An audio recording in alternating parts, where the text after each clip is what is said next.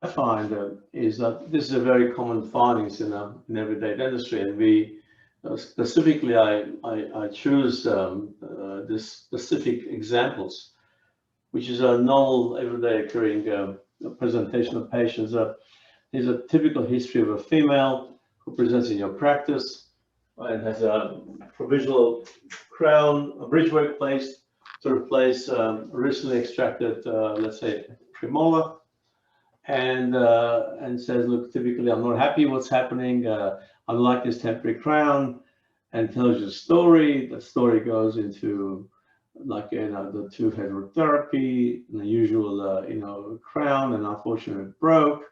The dentist took the tooth out. It was very traumatic, and then he cut two good teeth, and you can see there's a lot of the teeth are generally intact in the mouth. Two good teeth. This is only about 5-6 years old, this case. And he placed a temporary bridge saying, come back, at the same time as he took the tooth out, come back in 3 months and I'll make you a nice bridge and you'll be happy. Now, patient presented to me as a second opinion. And the difficult part is that it was referred to me by another colleague of mine who said, look, I think it's a bit more complex than putting a bridgework here. You better go and see a specialist. So the problem I have in this case is patient expects really to have a perfect tooth. She wants perfection.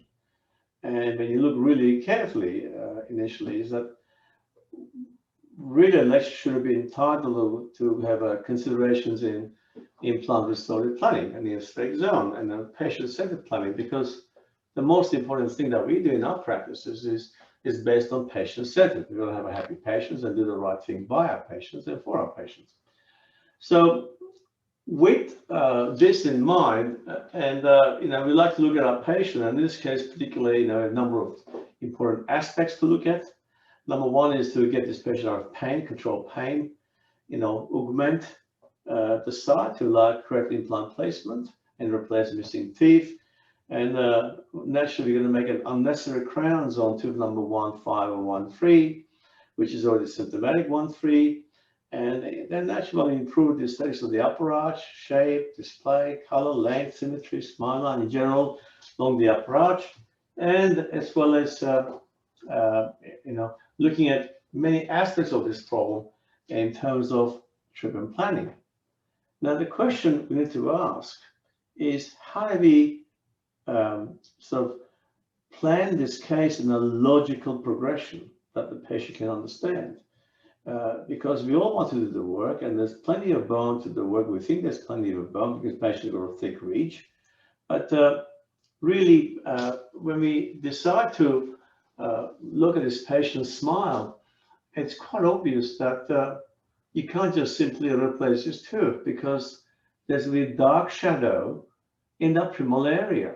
And the other concern that I have here, and if you should refer to the past webinars that we had, is the fact that patient's got a very high smile line.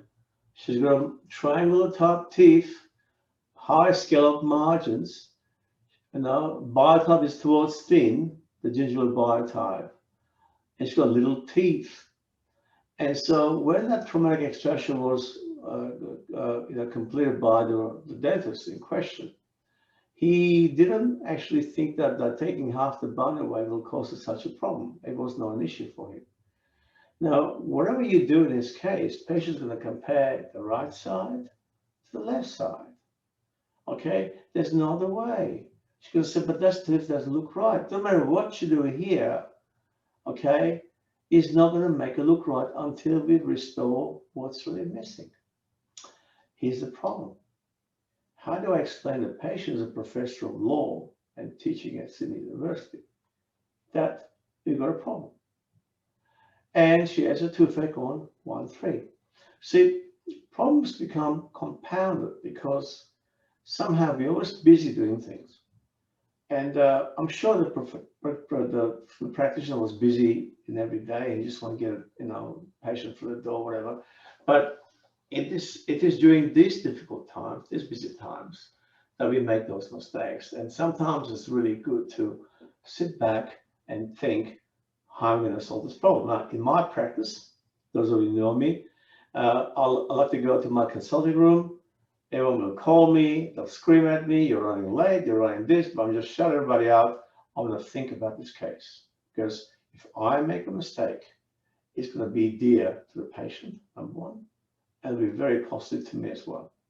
So very important to think before you cut, think before you say anything to the patient. Remember that before you speak to your patient, that word, that opinion belongs to you. Once you open your mouth and speak to the patient, that is no longer, does not belong to you. So that's it, where patients will take what you say and build on that, paradigm. So in many ways, we need to have a logical treatment sequence. As look, I've mentioned this slide a number of times. I want this to become a gospel to all my colleagues when you're playing those patients. Number one is to be able to have, stabilizing control phase, and you reassess the situation. You're making diagnosis. Your diagnosis doesn't happen in 5 minutes, and it takes time. In our college, we talk about how to make diagnosis. What information do you need to have diagnosis? If you're not sure, you need to test the information you have to check if your diagnosis is correct. And once we have that, is the diagnostic phase where we're testing what we think is the right thing with minimal intervention to the patient. Once we think it's the right thing to do, then we go to the definitive treatment phase. And naturally, most important of all, we should be at the stabilization control phase, is the maintenance protocol. Now, why I keep saying this, because we tend to think in terms of treating our patients quickly. We want to do it quick and get them out of the way quick. It doesn't work that way, because patients want things to last for a long time, and they're paying a lot of money, and patients want stability. So when Aristotle was bending the rules to be able to measure the cylindrical volumes, now he was very smart, and a word comes from him. The wise people know how to bend the rules, and this is so true. So we're going to extrapolate this 1, 2, 3, 4 steps into a bit more complex steps, which I'll show you later on. But let's look at this patient for a minute. Patient presents with you can say, well, it doesn't look too bad. I can see the outline of the root. What's wrong with this? What's your complaints are? Well, when I look at the patient from here, okay, there's some bone here, but depends on the slice section. There's very little bone remaining. And actually, you can put an implant here and graft here. That's fine. We all know how to do that. But that's not what the patient's after. Well, patients are after that. There's not a natural looking tooth. You're going to be after that. And so when we look at the defect size and correspond the soft tissue to the defect size, we have a totally different picture. If those of you have a cone beam CT, if you understand how to read cone beam CT, it's very different when you get a printout from the X-ray supplier or get a disc, because I can assure you most of the colleagues don't even read the disc. They just have a disc there just in case. Because I sit down and read everything about this disc. I will sit down in front of the cone beam CT machine and blow the whole image to the size of my screen, which is like 1.5 by 2 meters, because you can't miss anything. So when you're diagnosing, sometimes I have the patient sitting next to me, I'm diagnosing a case, and the patient is looking at how I'm thinking, which way are you going to go, and the patient is an important decision maker, a very important, respected decision maker, because they have to own their problem. If they don't own the problem, you own the problem. So you explain to the patient that there's been traumatic extractions. I tried to ring the dentist, won't answer my phone. I said, fine. So what do I do? Well, let's look at this defect in three dimensions. So I've taken a video of this, and you can see that the defect is far more complex than you can see. I can see a black hole there with the red crosses, and I'll tell you what it is. And I'm looking at different angles, and this defect, although it's a space-forming defect, it's a free-fall defect, but nevertheless, it's a complex defect. And also, when you think about it, it's also angular defect. In other words, there's a large portion of the alveolus that covers this tooth, and that has been just removed from the section. You can look at the defect of different directions, because building the vertical augmentation or horizontal augmentation vertically on a horizontal concept is fun, but if you're going angular defect, it's very, very hard to do. You can see that different areas of the tooth. Now, having said that, okay, we need to look at this defect because it is important then to help us in our treatment sequence, in terms of our patient diagnosis. Okay, I can teach a monkey how to drill a bone and put an implant. And we all know there's a lot of monkeys around these days. But how to diagnose the importance of trying to minimize risk to the patient and maximize and help the biology to regain the bone so you can then place the implants is the most important part of the diagnosis and treatment planning. Remember one thing, there's only one diagnosis and many ways to treat. So the treatment sequence that we're going to propose to this patient will be based on the following. Number one, stabilization phase. Well, if you notice on the cone-beam CT, there were a few periodontal issues, which was diagnosed initially. So we're going to chart the patient. We'll come back to those period issues later on. We control pain with charting, new provisional restorations, cone-beam CT study models, analog and digital analysis of the extent of the defect and the horizontal and the hard and soft tissue loss. And that's you're going to reinforce the maintenance protocol because the patient is going to maintain, we're not going to start. They have to, in a day, basically, when they have this sort of dentistry to be done, they'll be part of practice. They have to maintain it.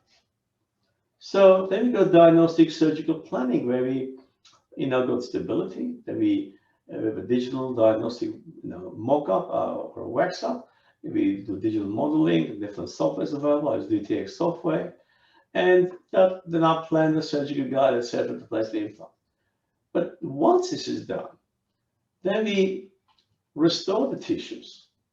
And we can do a stage approach or simultaneous approach of the implant placement. So sometimes we place stage, where we place the soft tissue, we build the soft tissues, allow graft integration, and then we go back in and place the implants. Or if I believe there's adequate bone that can provide me a primary stability, then we'll place the implant and graft simultaneously. In this particular case, we did simultaneous implant placement and grafting. And we go ahead and assess the integration, and we make a new crown with the temporary and new provisional crowns on tooth supported, implant supported, that help me to design my final restorations. And so my technician, we can scan this now. So he's got a template to just drop my restorations in the place, because this patient has got very high stereognosis. She has a very high occlusal vigilance, which means you do a small change in occlusion. It takes her 5 weeks to get used to a small change. So it is important to design your restorations and give it time for adaptation so the patients can then learn to cope with the change, adapt to the change, but have minimal transition to your final restoration, to your definitive restorations. And naturally, we go ahead and finalize our restorations, maybe improve on the design that you originally had with your provisional restorations, and maintenance. Now, again, the maintenance starts from the beginning, doesn't start at the end. So you got to talk to your patients, you got to talk to them. This is all you got to do. Don't speak talk to your patient and say, well, I really want to get this work in. I don't want the patient wants. No. You do what is the right for yourself, for your family, for your loved ones, okay? And your mother-in-law, as you do for your patients. It's very important. And remember one thing, that how you say and how you plan the treatment is important. And we teach this at the college. This is a very important part when you all present 5 patient cases, and you will learn from each other, the patients, learn how to diagnose and treatment plan. This is critical. So let's look at our patient. Okay, we know the extent of the reconstruction, and we understand that to do this work, it's going to take time. This time is your 4th dimension, and that's important to be able to help our patients in devising, okay, the important, okay, treatment. So I've got a message here about a mother-in-law. I actually like my mother-in-law, to be honest with you. She was a fantastic woman. She got the best of care. But anyway, let's continue on with the lecture. Now, so the fourth dimension is time, okay? Because time is important. You're looking at the extent of the bone loss, okay? The soft tissue outline, okay? How much grafting do you need? Now, as you can measure the bone volume on the cone-beam CT and know exactly how much xenograft, that is all this particular bone that you need. You can mix it with autogenous bone. You can scrap some bone and talk surgically, because surgically is pretty straightforward, but planning is the complex in this particular case. So, having said that, I want you to start thinking in 4D. 4D. 3D, restoring a defect.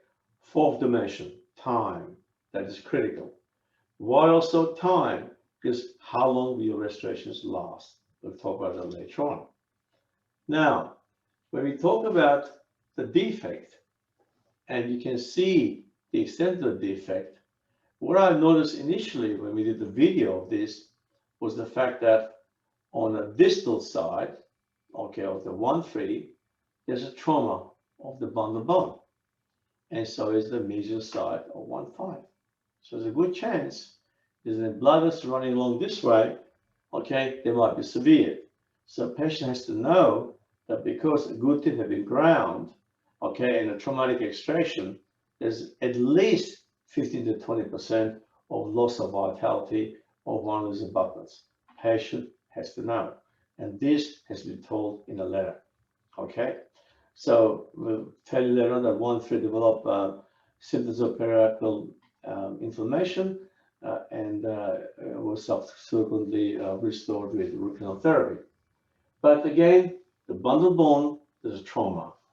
When we look at more closely, as I told you, a little hole in there, there's a direct communication with the sinus. And that's very important. So that sinus membrane was involved. So when we did the surgery, I had to go back in and repair the sinus membrane and graft this side according because I can see it, it's there. So both ends, they're saying hello to each other. And that's very common clinical finding. So what do we do? What do we do in terms of everyday dentistry when we get these sort of patients? The important thing to consider is that think before you enter. Before we had cone-beam CT, we relied mainly on OPG, before tomograms and before the earlier tomograms. And we used to have a special thing on Wilson's game. We used to go around and then poke both sides of the bone and measure how much bone we have. And so a lot of things not here in this situation, but we have all the technology today. And we're able to, measure things. And the most important thing is that it could be a lot worse than you think when you enter the side. And the important part of this is you can see the amount of tissue destruction we have in both ends is quite a lot of area to restore. Looks very simple. Now you can use an onlay bone graft, you can use corticocancellous bone graft here, you can mix it with autogenous bone. There's a lot of issues we can do, but how do we provide the scaffolding? How do we stabilize the graft? How do we make sure there's a adequate blood supply into the graft? That's the key to the good, clinical and patient satisfactory outcome. And this is the important part of the important planning. So we need to discuss this possibility to the patient that I may not be able to create this natural look. Okay, I will try my best, but I may not be able to. At least the patient understands. Remember one thing, do not discuss or promise perfection, but do try to discuss the possibilities that this be done each time that you treat your patients. And again, we went ahead and we did simultaneous side augmentation implant placement.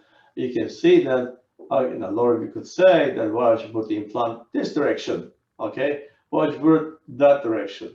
Well, to me, I could get adequate stability in this position, and as here's my graft integration, okay? And I was comfortable with that because I left this graft integrate in the bone for about 7 months. okay, to 8 months. And the final procedure was not an issue. But there's no reason why I could have placed the implant here, except the position of the alveolus, you can see later on, is quite angled and the teeth actually coming down. So that was the correct position. If you use coaxial implant as well, that would have worked as well. But this was the position chosen at the time of placement. Again, you have to still graft this side as well. Now, let's look at our graft integration. You can see the area that was grafted. I also included adjacent teeth because, and it's slightly bulky because there's always about 6 to 10% resorptional graft over the period of time. And alveolar bone remodels. And you can see on the model here also that the frication bone of the teeth and upper and lower teeth. So patient was undergoing periodontal treatment prior to the implant therapy, and we have some sort of stability at the moment. Let's look at the position and the integration of the implant in 3D, and you can see different angles. And this is the most important position I'm looking at, the angle when the patient is smiling, because that will determine the restorative outcome and not necessarily the surgical outcome, because this is a restorative planned procedure. Okay, so if you want a restoration to come right, I want to have to see this area nice and bulky, that can create a proper emergence profile of the implant planned restorations. And as you can see, it's showing me all the different areas. And then we went ahead and we placed the implant. So I'm going to take a cross section for the implant, and you can see how the implant has got good bone around it, okay, and this graft is stable, okay, and it's all got a good, nice, thick, juicy bone, and that's very important for long-term stability of the implant, as well as long-term stability of the supporting surface tissue, supports the soft tissues, and that's important. You need bone, and bone really sets the tone. It's very important, and creates a support. We can also do very thick soft tissue grafting here, such as from the tuberosity area. But I think having good bone, you can always get good soft tissue, and this bone is resistant to resorption in this particular case. So to restore aesthetics, we must restore form and function and supporting structures, which is important. Now I'm going to stop here for a few minutes and talk about another case. And normally I want to talk about another case here, but talk about the importance of how to be planned in a contingency planning. While we're here on this subject, you'll probably have received the prospectus from the college, and happy to answer any question you have on the college, because the importance of treatment planning and getting information and patient communication is highly stressed in the college program. It will really make you think and practice like a specialist, and this allows all our colleagues who are specialists in the field to tell you the way they do things and the way they see things. So it's quite a multidisciplinary area to be part of, because some great clinicians with us, all aspects of dentistry, who are in the prospectus. Please, by all means, consider. And I'm quite happy to answer any question you have at the end of the lecture or any time between. What I was going to speak the next on was the fact that this is a patient who presents, and his implants already has been placed. It's healing at the moment. I don't know, actually, implant hasn't been placed. So he presents, he says, I've got an appointment with a periodontist. And one of my patients, I haven't seen for a while, I went to a local dentist who referred to periodontist. He comes from the country and he said, look, Cyprus, I really want to get my teeth fixed. I want really nice veneers and I want a really nice look. But let me get this implant first before I come and see you. And I said, oh, okay. I didn't want to change the opinion because it's all invigorated. I said, look, I would have preferred to take on the whole thing, because I am an implant surgeon. I know how to put this whole thing together. Whenever there's in a complex case, it's just as complex. You have to know where to put the implant, how to restore, etc. But nevertheless, I went along. But the problem I see that here's some regenerative surgery done before by the periodontist, and this is the result, which is not too bad. and I'll go a little bit more in detail what I'm seeing, and I want you to pay attention. And later on, I'm going to ask you questions on this case. What will you be seeing yourself? But contingency planning, I mean, basically, here's a patient.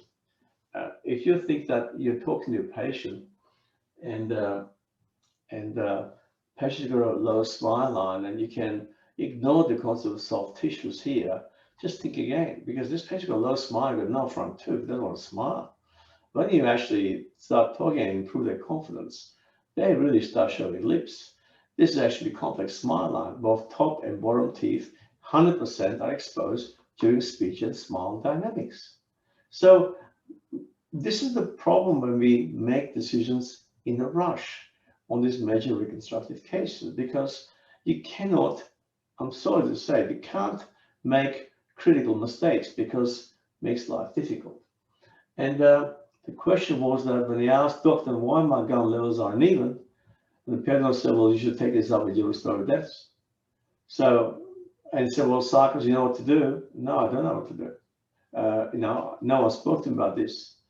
I didn't plan this case before. There was minimal process input for the planning of this case. Just like when the orthodontist removes the braces and there's not enough room to place implants or restore the missing lateral incisor. There's no difference. So we didn't understand, whenever you have a patient, okay, we like the risk assessment. Okay, what the risk assessment is, I will say it again. At the patient level, is a healthy, is a severe bruxism. Okay, at the arch tooth tissue level, not look at pink aesthetics. Okay, and we don't look at occlusion. And you can see here, implant has been placed. Okay, but the convexity has been restored. You see, I'll show you in a minute. I'll explain what I'm talking about. And naturally restorative level, where you've got white aesthetics and white says a tooth, pink is gums. So go to the next stage. When we look at this more carefully, okay, if you replicate in nature, I want to make you good. What do you see here? I want you to pay attention. So I'm going to throw some questions at everybody. Okay, I want you to have a look very carefully. Show me what you see. Okay, I'll tell you what I see. I want you to see those crowns. They've been there for the last 15 years. I've done them. Okay. Now there's some restorations here. Okay. There's a veneer that's stained here. Okay. There's some erosion has been restored. Okay. So I've seen those. I want you to tell me, what do you see? So Nimesh, start. Okay, I'm mostly looking at tooth number 4-2 because it's in the occlusion that's gonna worry me, because that's the first thing it will. I want to ask the how did he lose that tooth? So tooth number 4241, because they're both in a tight occlusion with the 1-1, because that's gonna be the biggest factor when we're trying to place an implant and that lateral excursion, or probably, if I'm using the right terminology, the occlusal force is around there. And look at his wear pattern. Of course, there's a severe bruxer there. So my whole focus is around that bite over there. Okay. Anything else you see related to occlusion? I mean, you started with occlusion. I want to go with occlusion. I'll come back to other things. Anything else you see on occlusion? Of course, the gum profile at 1-1, as you can see, there is pretty much, if we see the... No, I'm talking about occlusion. I'm talking about occlusion. Anything else you see on occlusion? Okay. Of course, Christina is listening to me, so I don't want to say too much. No, that's okay. Look, I'm going to ask something else. Okay, no. Christina, yeah, let's hear from her. She's an expert on that part. Okay, I like an opinion, that's all. I mean, this is a democratic country, and my webinar is democratic, it's about learning. So, is Dr. Howard there? Well, she was there. I looked at her. Okay. Let me get okay. Who wants to come in on occlusion? Anybody else, please?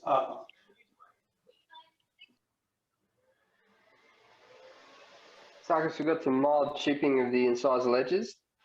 Chipping of the incisal edges, right? Yep. Where that's on the upper left canine.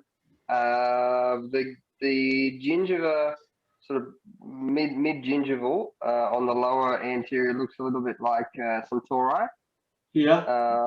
No, no, a bit lower, that line. Low, down. Keep going down. More in the sulcus. Looks like you get that pattern of bone when they're bruxing. You're right. Very good.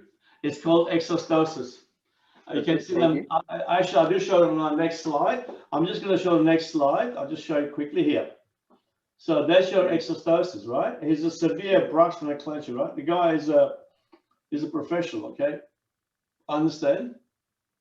Okay, what else do you see? Abfractions. Abfractions, as spindles distort. What else do you see? Oh, Dr. Howard, you're back on town. So nice. I'm looking at it on a tiny screen. Oh, all right. Let me see who's there.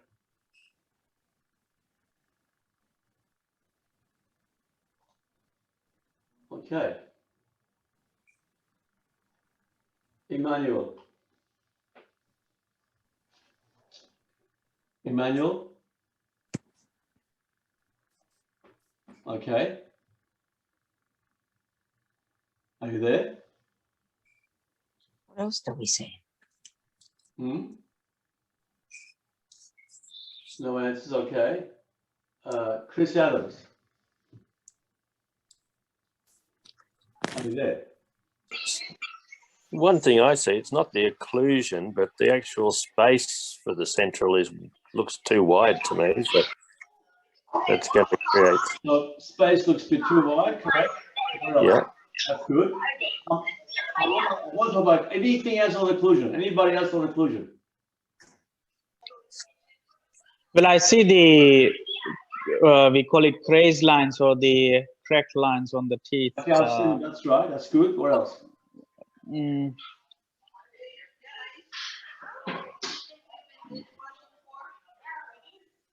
So the fact that we've had 3 crowns in the past probably tells you something about the occlusion. That's right, it does. You got exostosis, you can tell. He's got huge illegal exostosis. All right. Okay. Anything else on occlusion? Have a good look. Here's a suggestion I want you to start making. Compare the one side to the other. Okay. It's always. What do you see? I see the recession of the gum as well. That's also due to occlusal forces. Okay, but that's probably No? okay. What else? Okay. No taken. Okay. Deep overbite. Huh? That's fine. I'm not worried about the bite. You know, these class 1, class 2, class 3, all those things. Prosthetors don't worry about those things, okay? I'm sorry, just down. No, deep overbite. B. Overbite. So overbite. Yeah. Okay. I understand that. That's regarding the restoring space, but about something more important with the overbite and all that. Is anything else? Because whenever I look at the patient, I can immediately tell why. You know, I'm trying to build up to something important here. Midline shift. No, I understand what you're saying, Obi, but this is when the patient closes, there's no slide, there's no shift. Okay, I'm giving that, Obi, so that's good. No takers? Hands up, Sarkis. Now you start. Anybody else? Anybody else? You guys better come to the college. Okay, Vivek. Come on. What do you see, Vivek?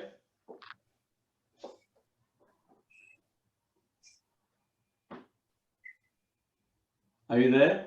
He's on that street. Okay. I'm going to come back to, look, when you see an image like this, right? Okay. I agree that the space is larger. And how would you know the space is larger? What would you ask the patient?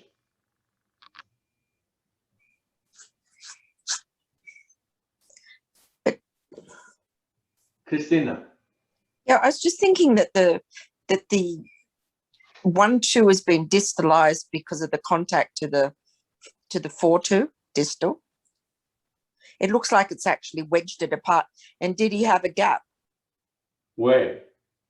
On the distal of the 1. You actually had a midline diastema. Really? I asked him the question. That's the question I asked him. Did you have a gap? Which meant that his So you- midlines are off then. Yeah. Did you have a space between your teeth? He said, yes, I did. What would my next question be when I'm doing implants? Do you want You to want to keep? keep the space. You want to keep the space, right? See, that's an information dialogue. That's a No, very- but if he did have the midline diastema, he would have had definitely a midline shift because the bite one side is out of phase a little to the other, so he Yeah. had a midline shift to the right.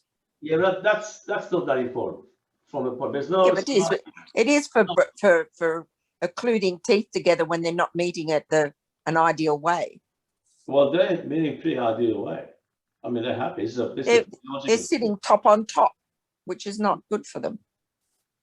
Well, Which is why there's more abfractions and stuff on the right than on the left. You would have them on any loading dentition, irrespective of the type.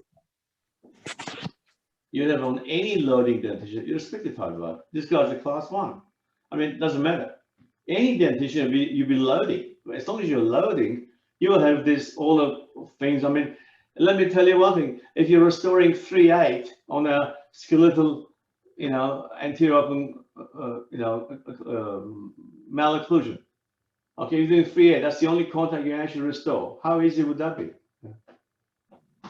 Think about that. So that doesn't. I wouldn't accept that because we are assuming things. But one thing that is here that you can see, and I think Nimesh mentioned about 4-1, 4-2 against the premolar. But I want to extrapolate on that. Can you see that the canine and premolar chipping here? Can you see that compared to the outside? So what's his Right? His brack's on the right side. So something must have happened here. Okay, I want to know why did this tooth break? You see, the periodontist totally ignored that. The referring journalist didn't even know what the hell's going on. Just telling her, I'll put some implants on the rest. So if you try to restore this implant, okay, you're gonna have a hell of a time because what will happen? Same forces that cause the fracture of that tooth also will act on your implant. We'll come back to it in a minute. So, loss of canine guidance. He's breaking that one. This is holding on. Okay, that's an old porcelain. Okay, this will go next. This is worn out. This is worn out. If any of those teeth are really heavily worn, once you get a groove function, this will go, they'll be loading, they'll start breaking. So little chipping here, it's a gift, okay? We'll come back to that in a minute. So next one. So the question is, when you're doing risk assessment, okay? I'll come back to occlusion in a minute. So you got some idea what I'm talking about. Now we're looking at here, okay? We're looking at the pink aesthetics. Where do you see will be the margin of the crown that you're going to put labial margin of the crown? At the moment, if you think the margin is here, that's a palatal end of the tissue. The labial margin is actually there, okay? But that is really deficient because I've reflected this. Once I put the lip around this, okay, we get a thing called umbrella effect, and you'll see that what's happening. So in the sense that when we look at pink aesthetics, guy called Fernhaus in 2005, if you haven't, this is just a quick score. Just to give a score, like, we got loss of papilla here. Okay, it's gone. The papilla here is gone. Okay, compare this one with that one. Compare this one with this one. You see, I'm just trying to make a sense. When you start looking at your cases, there's a lot more than meets the eye. And whatever you find clinically, you've got to write it down and tell the patient. And patient is to consent to say they understood. And you've got to explain the rationale behind your treatment planning and the rationale why you can't do this and why you can't do that, and patient understands. So in this case, perfect score is 14, but this one's 5. Okay, so you got a 5 score to start with. Okay, I think I can improve this papilla a little bit. Well, I can make that grow a little bit. I can make this one grow by 1 millimeter. I can. So I grow this by 1 millimeter. I can grow this one by another millimeter. I'll probably get 2. So I get score 7, which is not too bad, 50%. Okay. I mean, this is okay from here to there. Okay. Can't do much about this loss of papilla. Now you're talking about symmetry and proportion. Okay, now you're trying to think, if I try to close a space, then this will be wider. So making a little space, it'll just break the harmony, this harmony, and allow it to get better stays along the line. See, as you have towards the center, you have to respect the stays and respect symmetry across midline. As you move away, less symmetry is better tolerated by the patient. Then again, you have the occlusion. So all this comes in my mind, and as I'm speaking to you at the moment, that's how I talk to my patients. So patients understand what I'm talking about. Okay, there's a problem why this is happening. Okay, there's a real problem. Anybody knows why this is happening?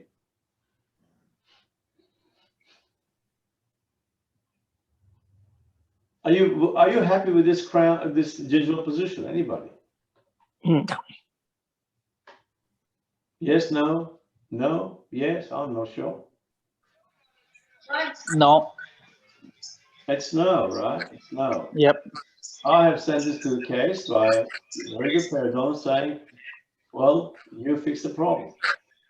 I have no input. So we get occlusion, we talk about tooth and tissue level. Now we're going back to our patient. So in order to restore, okay, the patient needs to know the possibilities. They need to understand the possibilities. The patient, look, I trust you, do what you want, fine. But you're going to know that with that trust, there are limitations. I'm grateful, I'm honored by the trust, but there are limitations. And that's how you think. Multiple recessions. Okay. So back to our patient. Now implants in. Okay. I like the oblique view because I see a lot more in oblique view than I see frontally. You can see that this is a concavity and not a convexity. It shows me the tissue level. Okay. All right. This is missing for sure. Okay. I see good interdigitation. You see all the craze lines, all the things that Brux's had. History of tooth fracture. We all know it. He's ruined the canal now. It's a groove function. That's fine. That's a physiologic occlusion. But I have a tooth here, artificial teeth here, that's not going to wear as these teeth wear. So do I consider improving the guidances here? Do I consider opening the bite? Do I consider, see, all these things come in my mind. The trouble is, if I'm doing this case, I would consider all this before or during the implant integration, during that phase, because patients are aware what we're going to do. Okay. You can see what I'm talking about. Now, what about the other side? So the question is that we need to ask. Okay, this is healing above, but implants about 3.5, 4 minutes up there. Okay, we need to ask, look at the lower right side. That's the umbrella effect. See, this is dark now. You didn't see it, but now retract the lips. You can see all light is reflected, but this is the umbrella effect. Light goes in, doesn't come out, but this is natural, comes out there. This is the implant there, it's dark. You can have zirconia, still be dark, okay? Because there's a tissue missing here. There's a concavity, not a convexity. You see, that's a convexity here. There's a convexity. This is concavity. That's how the light reflects. This is physics, ladies and gentlemen. So when we think about it, did the implant placement change anything? Think about that one. I'll come back to it in a minute. Okay, is it for better or for worse? Can we rectify this situation? To a certain extent, I may. I'm not giving guarantees. And to what degree? You see, unfortunately, 100% of patients reveal dental papilla when smiling, irrespective of age. Okay. I mean, the thing is that can we regenerate the tissues on this side, mesially and distally, So can we regenerate it? There's a possibility we can regenerate them. If not, how do we fix the problem? So the problem is that the buccal window here is missing. You can see in the next slide, okay? All right, because of the concavity we had, there's no convexity. When we go back to the actual slide, There's the implant, you got a good bone, perfect bone. The job's done perfectly, okay? And I accept that, okay? You know, but didn't restore the labial convexity. Here we are. It's over here, implants were here. Now, in a lot of these cases, it's a really, really low smile line. I can get away with it, but unfortunately, missing papilla. So you can't lose the labial convexity and have missing papilla at the same time. It's a bloody disaster. So the problem I'm trying to say is that when you're seeing those patients, understand what's happening in the surrounding anatomy. Now, if we went and put the implant a bit more forward, okay, and added more grafting here, yes, that's quite good. But there was no restorative input in this patient. So important to understand, and here's the video of this case. As you can see, implants, there's minimal graft, but there's no labial concavity. This little we can call it a little exostosis, but the labial bone is missing. There's a defect. You can't miss it. It's there. Okay. So when people say it's got a low smile line, don't believe it. Because in my opinion, everyone's got a high smile line because the papilla will be showing 100% of the time. Okay. See, you're looking at different angles, and it's also, you know, very close to a lot of other things. But that's the issue, is that we want to make sure that patients, you know, understands the possibilities. So, moderate to low smile line. I mean, really, you know, I mean, it's better to accept. I'm sorry, my mistake, but it's better to accept the situation. I mean, what about the patient?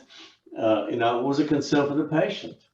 And thank God enough, I explained to the patient that, you know, we can do this and that, we can't get perfect result, but he was okay about it. We should have all patients like that. It was fantastic, my patient. I'm blessed to have such a beautiful patient, but this was the patient in the early on, the professor of law, that would not be accepted. There you have a problem. So answer it, is all the problems? Well, not really. The more problems coming up. See, when we look at diagnosis, we really talk about diagnosis. You understand it has all levels of risk assessment. So when we talk about it, what do I really see, as initial was mentioned, I think Nimesh came into it, is I didn't show this picture, Nimesh, because this jaw can go around and lock it in. That tooth broke because he locked in front and just smashed it. You see, had I seen this patient within the last 10 years, I would have done something so this wouldn't break. Because, you know, it's very important. Occlusion is not about having, you know, these little contacts between the teeth. Static occlusion is an oxymoron. See, there's no such thing as static occlusion. Occlusion is dynamic, okay? All the things we learn from the past, it just doesn't stack up if you're going to think in that way. You know, occlusion is not like the articulator. Teeth move, it functions, dynamic, it's physiologic. So this is shown to the patient, sitting right next to me, and I explain the reason why it broke, what I need to do to really fix the problem. Of course, you have a traumatic occlusion. This is an actual case of traumatic occlusion. Whether it's a Bruxter or no Bruxter, it doesn't matter. It's a traumatic occlusion. So if you do nothing, he will start to slowly destroy his teeth. So placing the implant, what would that mean? If someone placed the implant, what would happen to the implant? Isidore, talk to me. If someone placed the implant, we'll probably get labial bone loss on the implant from excessive loading. And we may get fracture of the prosthetic. Right. May get fracture of the screw, may get fracture of the implant. So what happens, very good. What happens when a patient comes to you?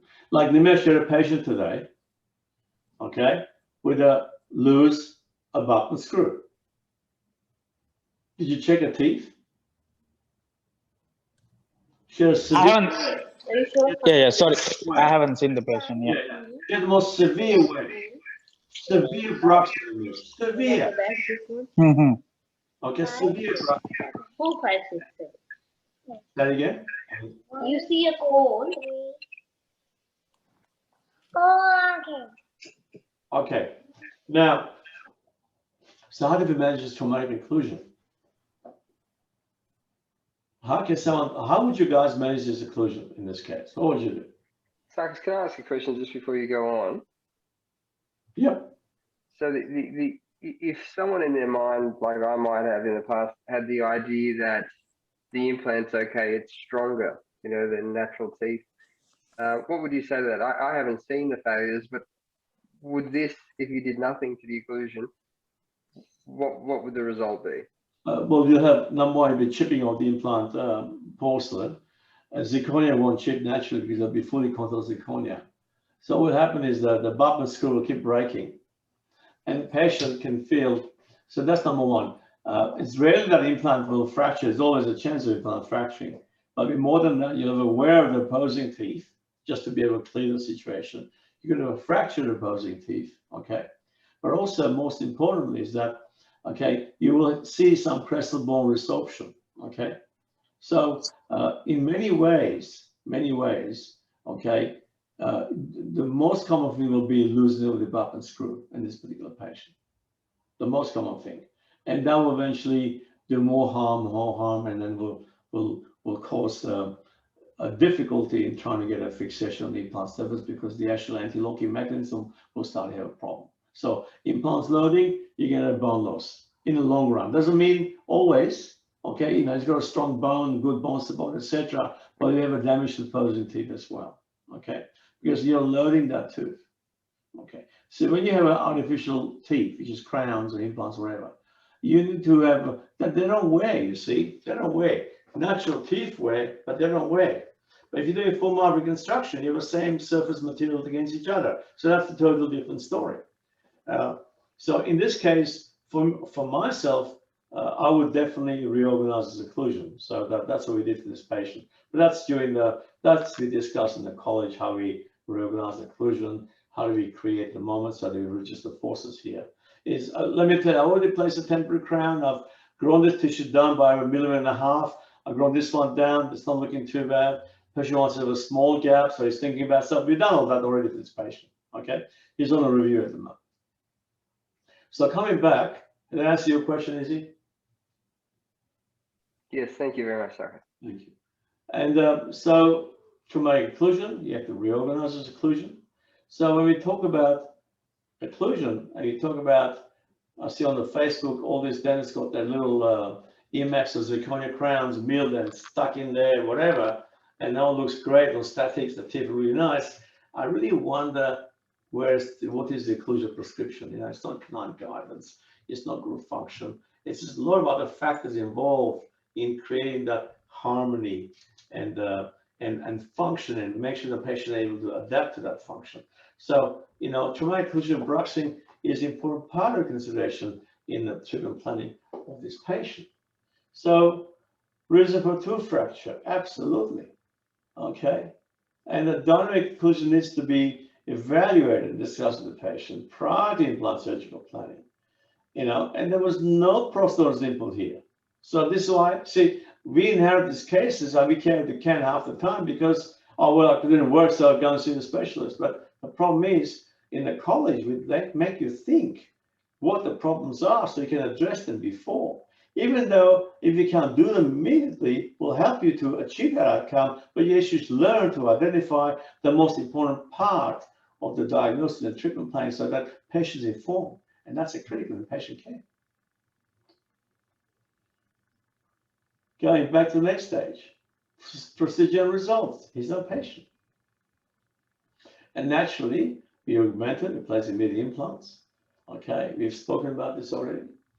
And, you know, we went from, it took 3 years. This is a 3 years post-op. It's 18 months for the procedure of the time. It took it went from here. You can see the extent of bone loss. That's obvious. Okay. And we restored those tissues. We placed the, you know, the crown that belongs to this patient. We placed the missing premolar, first premolar, in the right position. Okay. with the right alveolar process regenerated. No, it's not an alveolar process, but let's call it as such. Okay, with a scar tissue that's forming around that looks like a natural tissue. So it's not a periodontal tissue, as you know. Periodontal tissues belong to the periodontium, that is the tooth, cementum, and the alveolus. And that's what aesthetics is all about, because you're recreating and function. You're recreating what's missing. Okay. Now, this is the key, and to understand the extent of bone loss in 3D. So when you look at a soft tissue outline, think about what's underneath. Okay. And talk about reconstruction. And a good grafting takes about 8 to 9 months to really form. It's not 3 months, not 6 months. Okay, and you lose some grafting. Here's another angle. You know, you're going to restore the fundamentals of aesthetics. Okay, which I think we did in this particular case. Do I do in every case? Not always. This happens to be a good case to explain why we did it. We get close, but I probably like this case, and that's what I'm showing. Okay, you try to replicate nature. And again, when we think about this, you can see at every angle, we maintain symmetry. Why? Because I have a good fundamental block that's been restored and a soft tissue follow the hard tissue outline. Okay, there's no need for soft tissue grafting, wasn't necessary. Okay, there's many ways of doing things. Okay, well, it all looks good. You see, it all looks really, really good. So it's biologic stability, yes, but how long? See, the thing is, do you treat your patients today? Do you treat the patients tomorrow? What is your success criteria? 1 year, the tooth is still there. 2 year, 5 year, 10 year. Where do you draw the line? Okay. What is biologic stability? Patient risk factor changes at the patient level, at the arch level, at the soft tissue bone level, at the tooth level. It can change. We can't be in control of that. All we can do is provide stability that is there for a long time. We can't change the physiology. We're just helping the biology to restore stability. And the patient needs to understand that. And most importantly, when you help the biology, okay, to in a different angles, you can see how we built, okay, the soft tissue profile. Just a little bit, you cannot discern whether this is the implant crown, okay, or this is the natural tooth crown, okay, they're the teeth. So gives you that special effect, and this patient is extremely, extremely happy. Okay, so when we talk about it, you know, with the final outcome of the patients, let me tell you one important thing, that, you know, the patient was happy with the aesthetic outcome, but we made no guarantees that this aesthetic result would be achieved. You talk about possibilities, and the patient was informed and understood the limitations placed on me, the clinician. I performed both the surgical and the prosthetic aspect as well in this particular case. But it was a complex case, very complex case. So when we talk about 5 years now, this patient, 5 years, this is how we started. Okay. And this was the defect. And this was the final result. You see, when you reconstruct in 3 dimensions, it has to look right in every angle, not one angle. Usually when I have patients who are doing reconstructive aesthetic work, especially females, they put the lipstick straight on the mirror. I said, that's not good enough for me. Have you seen your oblique profile? Have you seen your sagittal profile? Then that's good enough for you. It looks good on all angles. That's good enough. So if you have created this effect, you have stability now for 5 years. We'll have the same stability in 10 years. I don't know.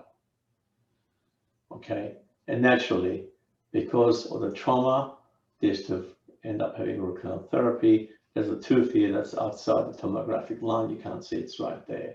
And she had a few other root therapies with time. Periodontal treatment was completed. You have stability. Patient diligently comes every 4 months for review. So, final slide. Take-home message. Most important thing I would say in this particular webinar is that you plan for results, not for procedures.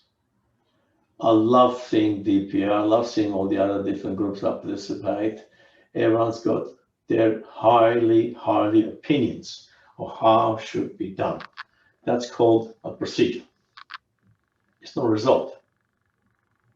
Result can be achieved by many ways, but the most important thing is the diagnosis. So, next important thing is that do not promise perfection. Never promise perfection, but discuss the possibilities. Thank you. Any questions?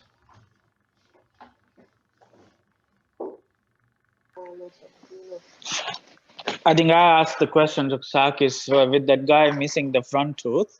Mm-hmm.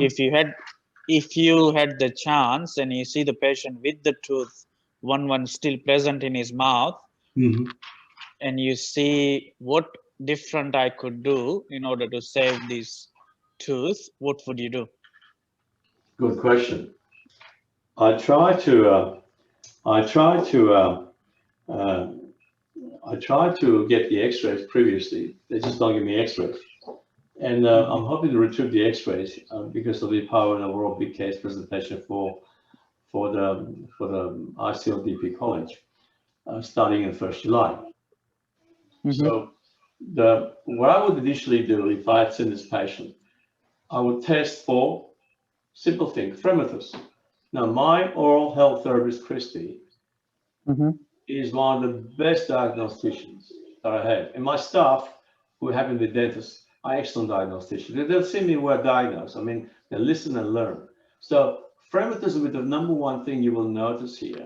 And every patient comes in, go, tap, tap, tap, tap, and check every tooth. So that tooth must be mobile to a degree, right? Even to like 100 microns, you can feel it. Okay, Mm-hmm. that's been happening for a while. Even if you have root therapy, doesn't matter. So you're going to continue to adjust that tooth. Okay, that's not one thing. But he's got it to a degree where that you have basically is really brushing left side. Okay. Now he's also said he's not going to wear a night guard. Okay. Mm-hmm. When we talk about night guard, it's a cop out because no one wears it. Mm. You don't wear night guard. Only females do. Blokes don't wear night guard. Do you wear night guard, Image? No, I got one made, but it's in the garage. Exactly, same here. No one wears a night guard. The ladies, females are diligent. They look after themselves better.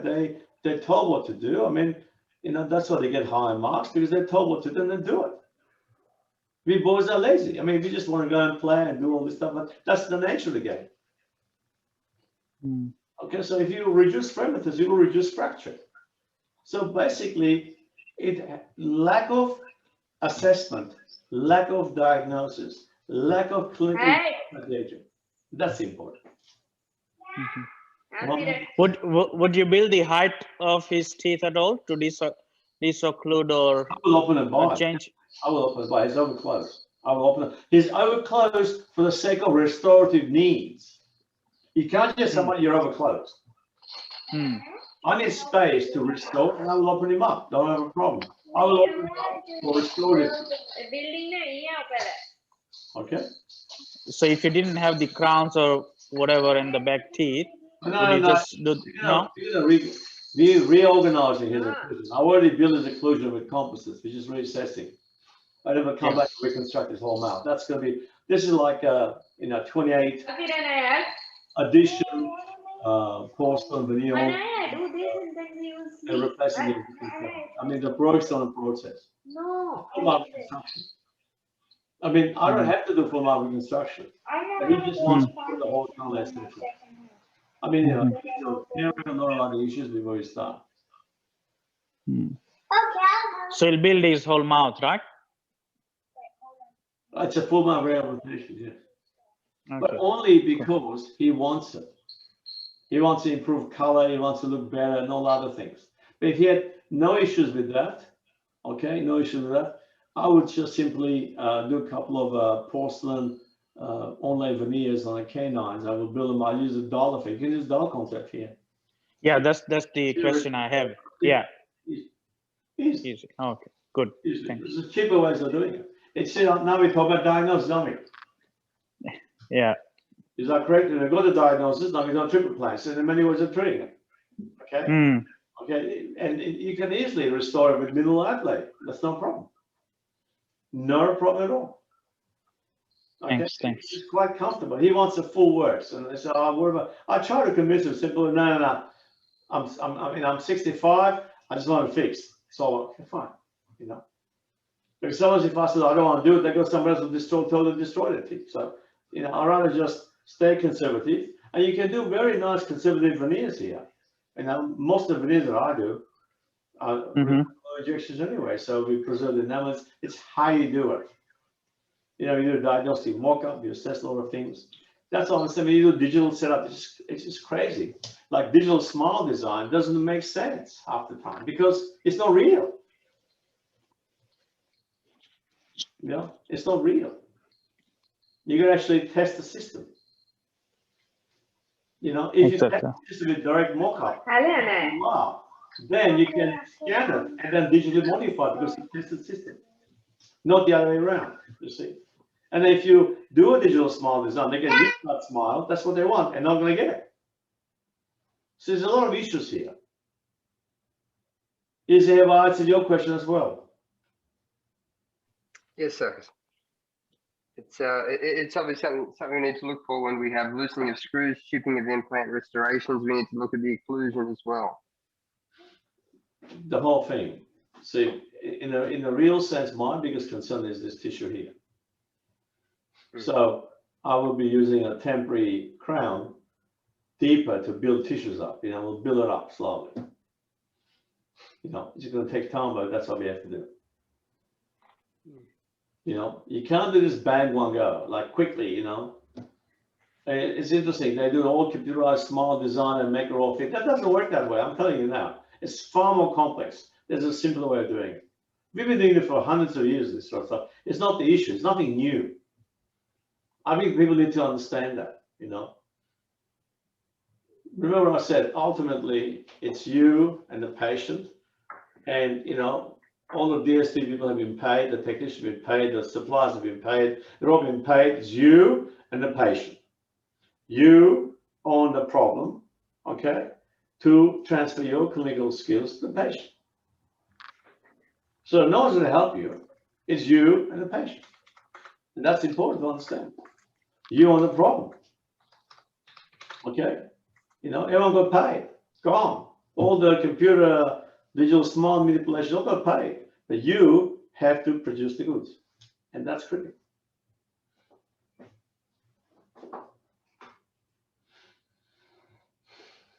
Any questions before I talk about the college?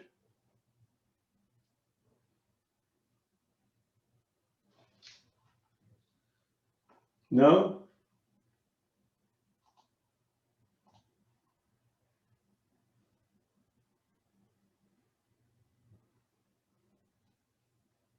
Everyone happy? Khan, you happy?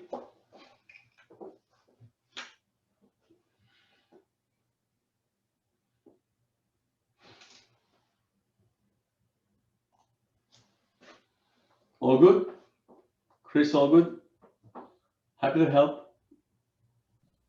All good. All good, thank you. Or I'll just go a few minutes, if you don't mind, and discuss the college.